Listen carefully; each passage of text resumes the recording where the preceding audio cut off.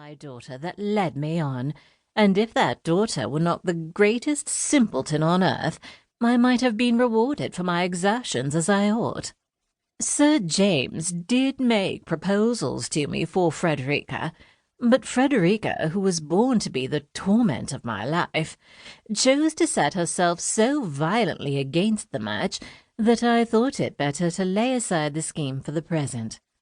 I have more than once repented that I did not marry him myself, and were he but 1 degree less contemptibly weak, I certainly should. But I must own myself rather romantic in that respect, and that riches only will not satisfy me. The event of all this is very provoking. Sir James is gone, Maria highly incensed, and Mrs. Mainwaring insupportably jealous. So jealous, in short, and so enraged against me, that in the fury of her temper I should not be surprised at her appealing to her guardian, if she had the liberty of addressing him. But there your husband stands my friend, and the kindest, most amiable action of his life was his throwing her off for ever on her marriage. Keep up this resentment, therefore, I charge you. We are now in a sad state. No house was ever more altered. The whole party are at war, and Mainwaring scarcely dares speak to me. It is time for me to be gone. I have therefore determined on leaving them, and shall spend, I hope, a comfortable day with you in town within this week. If I am as little in favour with Mr. Johnson as ever, you must come to me at 10 Wigmore Street.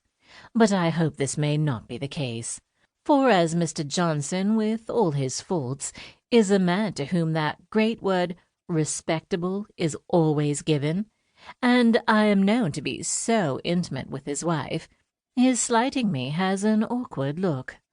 I take London in my way to that insupportable spot, a country village, for I am rarely going to Churchill. Forgive me, my dear friend, it is my last resource. Were there another place in England open to me, I would prefer it. Charles Vernon is my aversion, and I am afraid of his wife. At Churchill, however, I must remain till I have something better in view.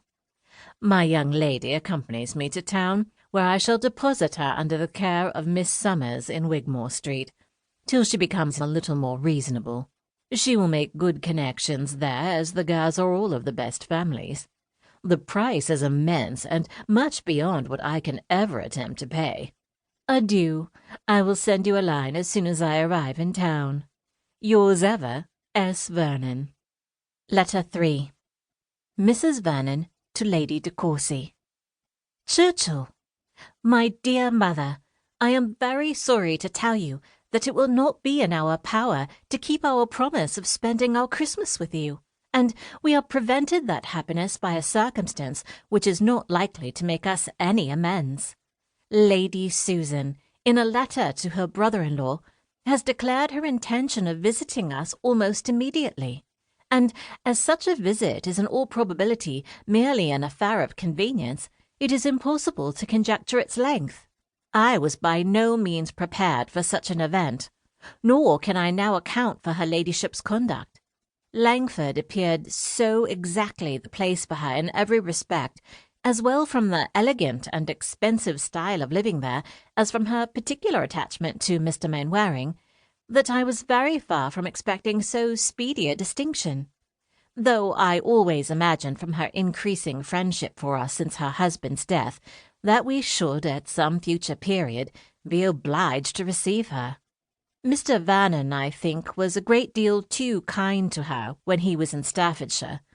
Her behaviour to him, independent of her general character, has been so inexcusably artful and ungenerous since our marriage was first in agitation, that no one less amiable and mild than himself could have overlooked it all. And though as his brother's widow, and in narrow circumstances, it was proper to render her pecuniary assistance, I cannot help thinking his pressing invitation to her to visit us at Churchill perfectly unnecessary.